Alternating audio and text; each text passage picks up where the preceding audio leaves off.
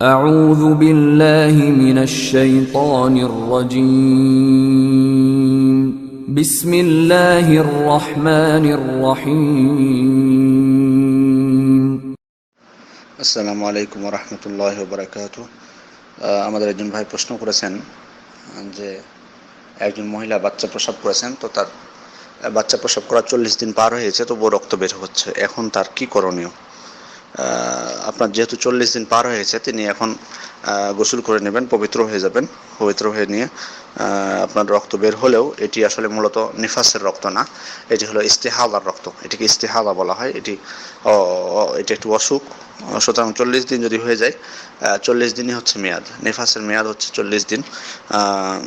40 দিন পার হয়ে গেলে তাকে নামাজ পড়া শুরু করতে হবে, এবং তার স্বামীর জন্যও তিনি বৈধ, কোনো সমস্যা নেই।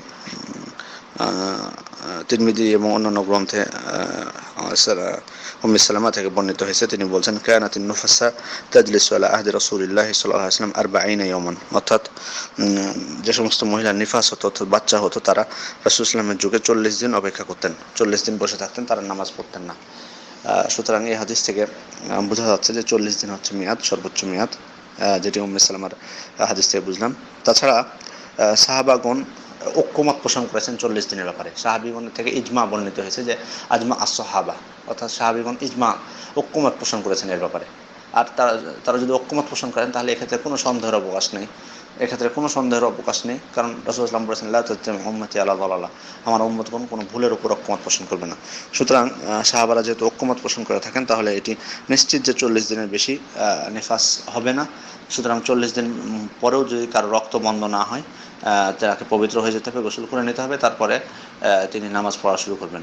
তবে তিনি নামাজের এখানে একটা জানার বিষয়, সেটি হলো নামাজের ওয়াক্ত যখন হবে, তখন তিনি আপনার সে রক্ত ধুয়ে ফেলে দিয়ে তারপর অজু করে তিনি নামাজ আদায় করবেন। ওয়াক্ত হয়ে যাওয়ার পর, ওয়াক্ত হওয়ার আগে যেন অজু না করেন। কারণ ফাতিমা বিনতে আবি হুবাইশ যখন রাসূল সাল্লাল্লাহু আলাইহি ওয়াসাল্লামের কাছে আসলেন এবং বললেন যে আল্লাহ রাসূল, আমার তো রক্ত বের হতেই আছে, তো আমি কি নামাজ ছেড়ে দেবো? তখন আল্লাহ রাসূল তাকে বলেন, না, নামাজ ছাড়া যাবে না। তোমার যখন হাইজ হবে, ঋতুস্রাব হবে, তখন যে কয়দিন ঋতুস্রাব হতো সে কয়দিন তুমি ছাড়ো, তারপরে যখন ঋতুস্রাব বন্ধ হয়ে যাবে, তখন তুমি কি করবা? রাসূল সাল্লাল্লাহু বলছেন ফাগসিলি আনকাদ দাম, তুমি রক্ত ধুয়ে ফেলে দিবা, সুম্মা সাল্লি, তারপর তুমি নামাজ পড়বা। কিভাবে? সুম্মা তাওয়াদ্দাই লিকুল্লি সালাতিন হাত্তা ইয়াজিয়া যালিকাল ওয়াক্ত, অর্থাৎ তুমি প্রতি নামাজের যখন ওয়াক্ত হবে তখন তুমি ওযু করবে। তো রাসূল সাল্লাল্লাহু আলাইহি ওয়াসাল্লাম এখানে, এটি বুখারীর 227 নম্বর হাদিস, বুখারীর 227 নম্বর হাদিস, মুসলিমের 333 নম্বর হাদিস। সুতরাং এখানে যেটি বোঝা যাচ্ছে সেটি হলো প্রতি ওয়াক্তে রাসূল সাল্লাল্লাহু ওযু করতে বলেছেন, সেটা ধুয়ে ফেলে দিয়ে ওযু করতে। সুতরাং আপনার যেহেতু 40 দিন পার হয়ে গেছে, সেহেতু আপনি এটা ধুয়ে ফেলে দেবেন নামাজের ওয়াক্ত হলে, তারপর ওযু করে নামাজ পড়ে নেবেন। এক্ষেত্রে কোনো বাধা নেই। আসসালামু আলাইকুম ওয়া রাহমাতুল্লাহি ওয়া বারাকাতুহু।